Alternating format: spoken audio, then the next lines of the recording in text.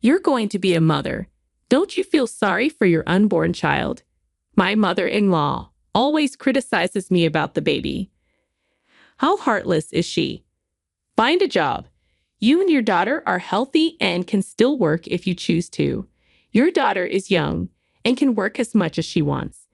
If you want to protect your kids, you need to stand up for yourself.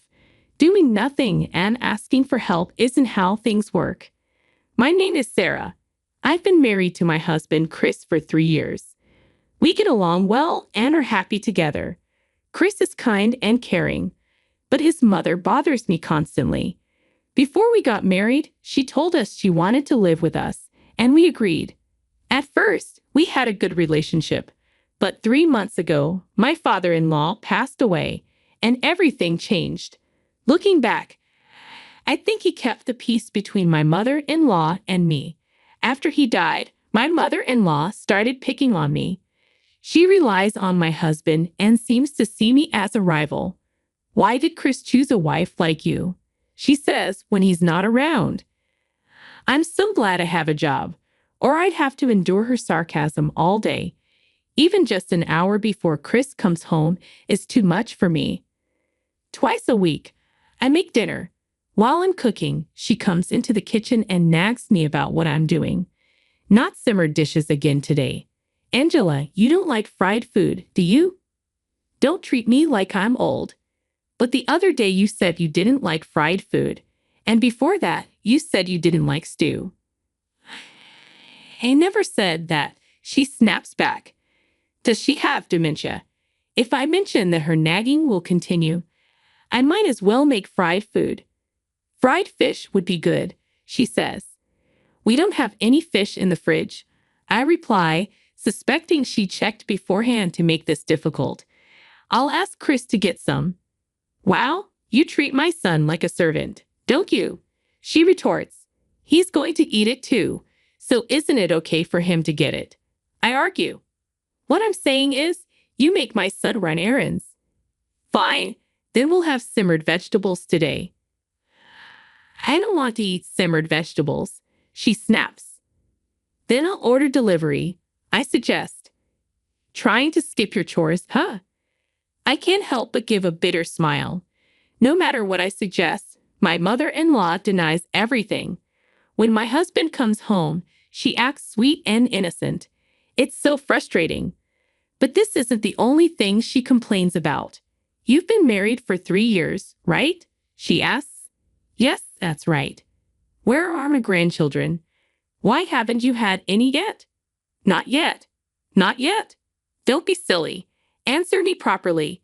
Not yet. I repeat. In 3 years, if a couple can't have children after 3 years of marriage, they should get divorced, shouldn't they? You know what I mean. When will I get to see my grandchildren? I don't know. It's a gift. Isn't there something wrong with you? You had a problem, so you can't get pregnant or something. Her comments are so annoying. Even though I've decided to ignore whatever she says, dealing with her is exhausting. My husband and I want children, but it hasn't happened yet. We're both very busy with work and don't have much time together right now. Even without my mother-in-law nagging, I'm already thinking about having a child. We're ready anytime, but it just hasn't happened. From her perspective, she can't wait to see her adorable son's child. But then she adds, "You're quite old to have a baby now, aren't you? I doubt you'll have a healthy child. I'd only accept healthy children. I understand. I'll make sure Chris knows we need to have healthy babies." Wait a minute. This has nothing to do with my son, she says. He's a big part of it, isn't he? I respond. She must know she's being nasty, which is why she doesn't want her son to know about this. I hadn't complained to my husband about his mother because he's very concerned about her since she lost her husband. He would be hurt if he knew what she says to me. Besides, I can still bear it. She's not violent or anything. I thought that if I just let her words go in one ear and out the other, everything would be fine. Amid this routine, I found out I was pregnant. My husband and I decided to tell my mother-in-law about my pregnancy once I was in a stable period. However, her reaction was unexpected. Instead of being happy, she had an indescribable look on her face. I soon learned why. My sister-in-law was also pregnant and facing marital problems. She and her husband were on the verge of divorce. What on earth was going on? The next day, my sister-in-law came to our house with shocking news. Her husband had been unfaithful and left her while she was pregnant. She didn't know what to do and returned to her parents' house, seeking her mother's support. While I understood her need to come back to her parents' house, a few things puzzled me. First, this was my mother-in-law's house where my husband and I also lived. If she was going to stay here, she should at least inform my husband, if not me. Furthermore, if her husband had left her, wouldn't it be better for my mother-in-law to support her at her place until the baby was born? My husband thought the same. Hey sis, I know it's been hard, but it would be nice if you could say a word to us. It's our house now too, he said reasonably. However, my sister-in-law and mother-in-law disagreed. Your sister has been through a lot. She was cheated on and left by her husband. Why don't you go to her house? My mother-in-law suggested. Sarah is pregnant too. It's not easy having two pregnant women in one house. I was taken aback. Am I supposed to leave my pregnancy under that kind of stress? I asked. No, I didn't say that. But you should have told me before you got here, I replied. Lots were going on, and I didn't have time for that. Besides, this is my parents' house. Why should I have to ask for your permission? My sister-in-law argued. Remember, this is their home now, too. When you come back, you have to let them know you're coming back, my husband insisted. Dad passed away. That doesn't count, she retorted. In the end, there was no clear right or wrong. Some people think it's necessary to inform others in advance, while others don't. And so we started living together with my sister-in-law in an unfriendly atmosphere. A week later, my mother-in-law was so focused on my sister-in-law that she stopped doing household chores altogether. Despite my pregnancy, she treated me with disrespect. My mother-in-law would prepare breakfast when my husband was home, but I was in charge of all the dinners. She didn't ask me to do this. She forced me to. One evening, when my husband came home and saw I had made dinner again, he asked, "Did you make dinner again today?" "Yes, I did," I replied. "It's been a week, right?" he noted, and then confided in him about everything that had happened over the past week. My husband, enraged, went to his mother's room. "That's enough," he yelled as he opened the door, startling my mother-in-law and sister-in-law. "What are you saying all of a sudden?" my mother-in-law asked. "You've been busy with my sister for the past week. Why are you making Sarah do all the dinner preparation? She's pregnant, and it's hard for her," he said. "Sarah is pregnant too," my sister-in-law added. "Then why don't you help her?" my husband replied. "You said you would support her the other day." "Okay, I will support her," my mother-in-law finally agreed. "Sarah, would you mind if we stayed at your parents' house for a week or so? I'll look for a new place while we're there," my husband asked. "Yeah, that's okay. Thank you." "Great, let's get ready right away. Tell me what you need, and I'll pack." Hearing this, my mother-in-law and sister-in-law panicked and tried to stop my husband. "Hey, wait a minute. What about the costs of living? What will happen to the upkeep of this house and our living expenses when you are gone?" my sister-in-law asked. "I don't know. You'll have to take care of yourselves." I thought we were doing well with Mom because Sarah didn't say anything. But Mom, you've just been a jerk to Sarah, haven't you? I'm an idiot for not noticing, but you're an even bigger one. Oh, come on, it's just a little playful banter. Sarah, I'm sorry for everything that has happened, so please stay here, my mother-in-law pleaded. No, it's just too hard. I can't. Please live happily with your daughter, I responded. I'm saying I need you. Who do you think will take care of my daughter's baby when it's born? I think your daughter, the mother of the child, would take care of it. No, you will take care of it, so you'll just have to give it up this time.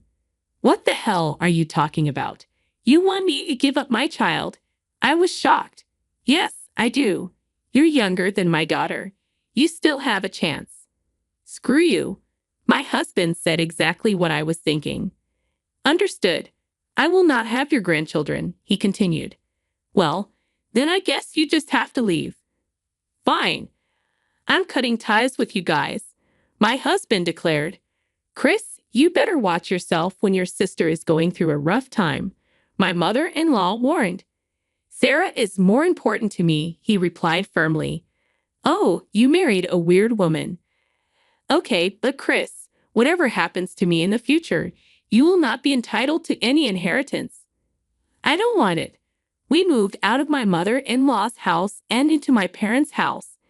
At first, we planned to stay there for a week, but my parents told us to take it easy until the baby was born. My husband seemed comfortable and accepted their offer. The rest of our time was very peaceful. We should have done this earlier. I'm sorry for being insensitive, my husband said. It's okay. It only happened after your father died. It was only for a short time. I reassured him. I'm so sorry, he repeated, with tears in his eyes. No, really. I talked back to your mother. It's okay. Besides, we have a peaceful life now. Let's look forward to the birth of our child. Yeah, he agreed. About 6 months after we started living with my parents, I got a call from my mother-in-law. Although I didn't want to speak to her, I decided to answer. Sarah, how are you? She asked. She wanted money. She said she had savings but couldn't withdraw them right away because they were in a time deposit. She wanted to borrow some money for a while. I decided to ignore her request and hung up without saying anything. I told my husband when he came home. She can't withdraw money because it's in a time deposit. Don't understand what she means. Anyway, you're pregnant right now. You shouldn't be thinking about unnecessary things, he said. However, my mother-in-law was so desperate that she came over to my parents' house. On that day, my husband and I were the only ones at home. When my mother-in-law confirmed that my parents were not there, she tried to barge in. Wait a minute. This is Sarah's parents' house. You can't just barge in here. If you want to talk, talk right here, my husband said firmly. I came all the way out here to talk to you, she insisted. I didn't invite you. I thought we cut ties with you. It's not that easy to cut ties. So I need you to lend me money, my mother-in-law pleaded. Impossible.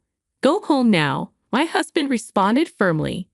Despite being treated so harshly, my mother-in-law refused to leave our front door. I'll tell you the truth, so please lend me some money, she insisted. Then she revealed something that didn't really surprise me. My sister-in-law had lied about her husband cheating on her and moving out. The truth was, she had cheated on him and got pregnant by another man. As a result, she was divorced and kicked out of the house. Moreover, her ex-husband was demanding alimony from her. When my husband and I heard this, we weren't surprised. We were convinced. Although we hadn't known him long, my sister-in-law's husband was a gentle person. There was no way he would throw out his wife, especially if she was pregnant with his child. That's what she deserved. Why don't you ask the father of the child for help? My husband suggested.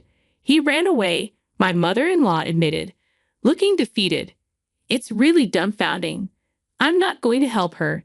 I have no reason to, my husband stated firmly. I'll never forget what you said to me, I added. What did I say? My mother-in-law asked, confused. You told Sarah to give up the baby? My husband reminded her. I apologized for that already. Besides, it's growing up fine, isn't it? Oh, my beautiful grandchild, she cooed, trying to touch my protruding belly. Don't touch me, I exclaimed, shaking her hand off as hard as I could. There was nothing more offensive than being petted by a stranger. I apologized. Don't hold it against me. Sorry, Chris. May I asked, seeking his approval. He nodded silently. I can't forgive you for telling me to give up my child. You do nothing and then come asking for help. Things don't work that way. Well, that's them. Goodbye, my husband said, as he kicked my mother-in-law out the front door and locked it behind her. 6 months have passed since then. All we received from my mother-in-law was a postcard telling us that my sister-in-law had a baby. We haven't been in touch, so we don't know what's going on with my mother-in-law, my sister-in-law, and her child. But I like to think they are working hard for the child's sake. Meanwhile, I successfully delivered my first child 5 months ago, a sweet, sweet boy. Raising a child is often a challenge, but with the help of my parents, he's growing up fast. I will continue to protect this life for the sake of my child. There are certain people who can only think of themselves. It's a sad thing. At any rate, I'm glad that my family was able to escape from my in-laws. From now on, we'll enjoy a peaceful life. Thank you for watching to the end. Please subscribe to our channel. See you in the next video.